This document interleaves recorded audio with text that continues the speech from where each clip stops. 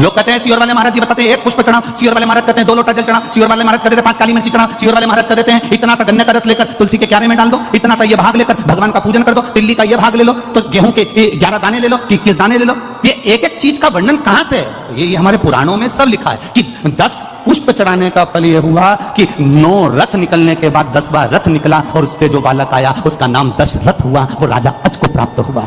अब लोग कहते हैं कि अभिषेक का वर्णन भगवान कृष्ण ने एक एक रानी के साथ में 11 दिन तक शंकर भगवान का अभिषेक करा, इसलिए भगवान कृष्ण के घर में एक एक रानी से 11 संतान हुई, 10 बेटे 1 बेटी, 1,77,186 भगवान कृष्ण के बच्चे हुए। ये शिव जी की कृपा से। आप कितने दिन अनुष्ठान कर रहे हो, आप कितने दिन जल चढ़ा रहे हो, आप कितने लोटा जल चढ़ा रहे हो, आप कितना गेहूं का दाना चढ़ा रहे हो, आप कितना चावल का दाना चढ़ा रहे हो, आप कितनी बेलपत्र समर्पित कर रहे हो। कई बार हम शिव पुराण के अंदर बता देते हैं कि बेलपत्री ऐसे चढ़ाना, पत्ती का मुंह ऐसा रखना, डंडी का मुंह कैसे रखना, मुंह का ऐसा दाना चढ़ाना, ये आपको कुछ ना कुछ तो प्रदान करता होगा, कुछ तो देता होगा, उसका फल मिलता जरूर है, मिलेगा।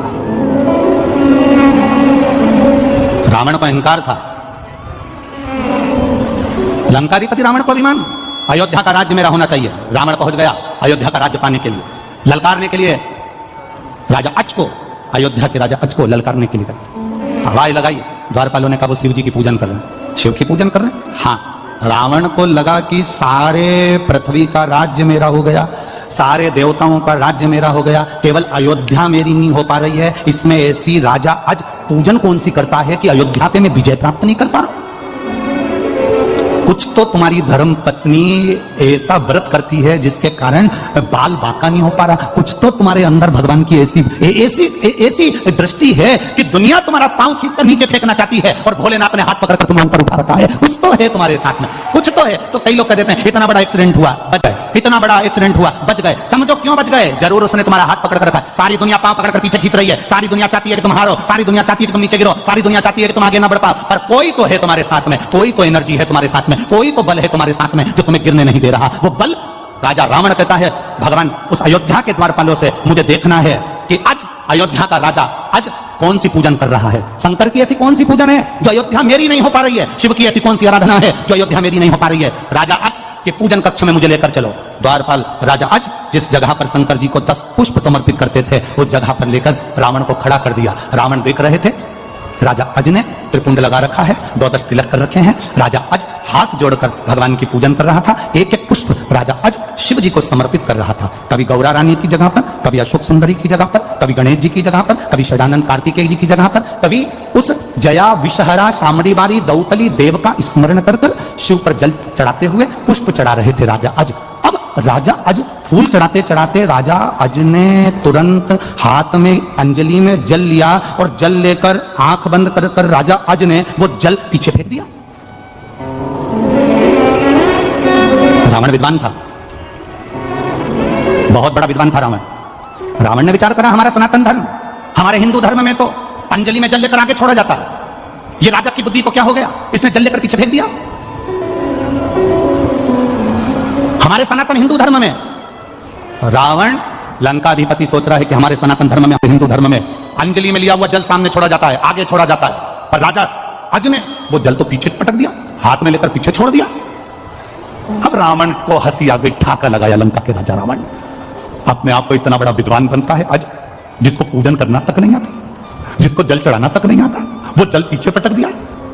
अरे किसी विद्वान को अपने पास में बिठाना था, वो तुम्हें बता देता कि जल कैसे चढ़ाना चाहिए। किसी पढ़े लिखे को बिठाते अपने पास में, वो तुम्हें समझा देता कि जल कैसे चढ़ाना है, कैसा नियम करना है, कैसी पूजन करना है। कोई विद्वान को अपने पास में बिठाते, वो समझा देता तुमको। राजा रावण को हंसी आ गई और हंसी आते से ही राजा अज का ध्यान रावण पर चले गया। लंका का राजा रावण आज खड़े होकर बोले, आज लंका का राजा मेरे दरवाजे पर अयोध्या में कैसे आना हुआ? रावण कहते हैं कि मैं आया तो तुमको युद्ध के लिए ललकारने था, पर हमारा सनातन धर्म हिंदू धर्म में हाथ की अंजलि में जल लेकर सामने छोड़ा जाता है, पर तुम तो ना जाने कौन सा विधान लेके आए कि पानी को तुमने पीछे फेंक दिया। ये तुमने करा क्या? इतने में राजा अज ने कहा, मैंने पानी पीछे इसलिए फेंका, मैं जब पूजन कर रहा था 9वें नंबर का पुष्प मैंने समर्पित करा था और मेरे कानों में गौ माता की आवाज मेरे कानों में रंभाने की सुनाई देने लगी। यहां से 42 किलोमीटर की दूरी पर जंगल में एक शेर एक गाय को खाने वाला था। गाय ने मुझे पुकारा, नगर का राजा संभालो, राजन संभालो, गाय रंभाई, मैंने जल उठाकर पीछे फेंक दिया। रावण कहने लगा तुम्हारे पूजन में पीछे फेंके हुए जल से होगा क्या? राजा अज ने कहा वो जल शेर को मार दिया होगा, गाय को बचा लिया होगा। रावण कहता है पानी से शेर मरता है?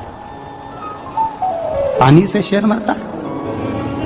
राजा अज ने कहा मेरे भोलेनाथ जी का जो पानी है ना, ये कोई साधारण नहीं है, शेर भी मरा होगा, जाओ जरा देख कर आओ। रावण राजा अज से मिला नहीं, बात नहीं करी, तुरंत रथ उठाया रावण ने, 42 किलोमीटर दूर वन में पहुंचा और वन में जाकर क्या देखता है कि गाय घास चर रही थी, उसके पास में हजारों बाणों से रमा हुआ शेर पड़ा हुआ था। राजा रावण की आंख से आंसू बह गए।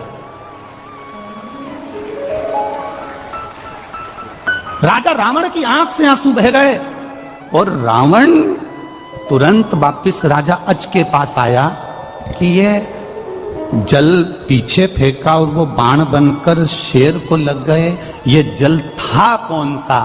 तब बाबा राजा अज ने कहा ये जल साधारण नहीं, शंकर की पूजन में जो जल चढ़ता है वो ना जाने कितने बाणों के बराबर हो जाता है और जीव की रक्षा कर लेता है। रावण ने राजा अज के हाथ जोड़े, राजा अज को ब्राह्मण रावण ने हाथ जोड़कर नमन कर कर कहा कि अब मैं जा रहा हूं। क्यों महाराज, आप तो मुझे ललकारने आए थे। राजा रावण ने विचार करा जिसका केवल पानी हजारों बाणों के बराबर हो जाता है, अगर इससे युद्ध लड़ लिया तो रावण तो 1 मिनट में निपट जाएगा, इसलिए मुझे युद्ध नहीं करना, मैं नहीं लड़ सकता। लंका का राजा रावण वापिस चले गया, लंका का राजा रावण वापिस गया और रावण जब वापिस गया तब राजा अज विचार कर रहे थे कि मेरे घर संतान नहीं और शिव की कृपा ऐसी हो गई जो 10 पुष्प राजा अज शिव को समर्पित करते थे, उस पुष्प का पुण्य मिल गया। एक एक रथ निकले, एक एक रथ।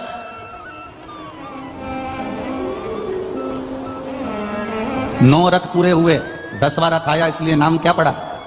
जम के बोलो जरा, दशरथ। साधारण है क्या दशरथ जी का चरित्र? जब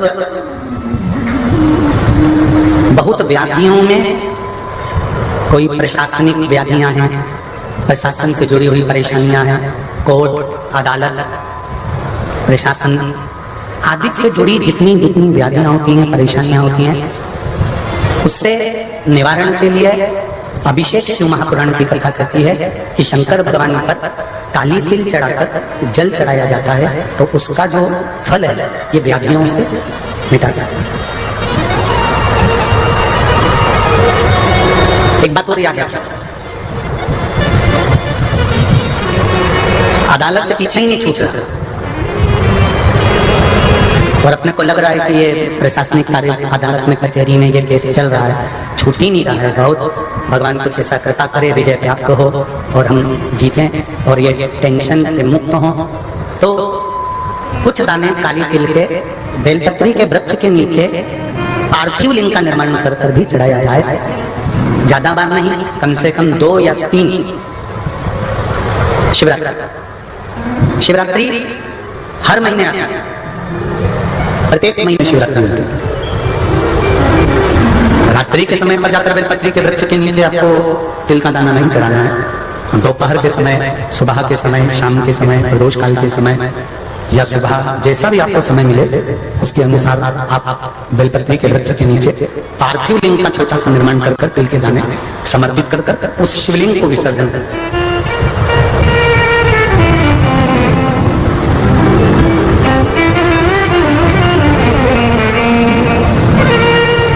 स्मरण रहे आप लोगों को कि जब कभी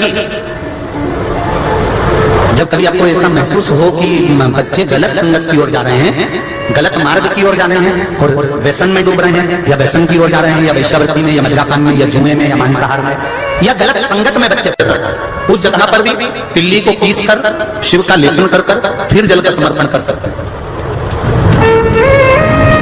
और जरूरी नहीं है कि ये मंदिर में जाकर करें, आप अपने घर में भी कर सकते हैं। उससे भी परिवार में स्नेह बढ़ता है, संगत जो गलत हो रही है उसको छूट जाता है। आप लोग रोज जो शिव जी को जल चढ़ाने जाते हैं, शंकर भगवान को जल चढ़ाते हो, प्रतिदिन शिव मंदिर में जाते हो, तो भगवान शंकर को जब जल समर्पित करते हो तो ये शिव जी का अभिषेक ही तो है प्रतिदिन। श्री शिवाय नमस्तुभ्यम, हर हर महादेव। पूज्य गुरु जी द्वारा बताए गए कथा के उपाय इस वीडियो में आपको बताए गए हैं।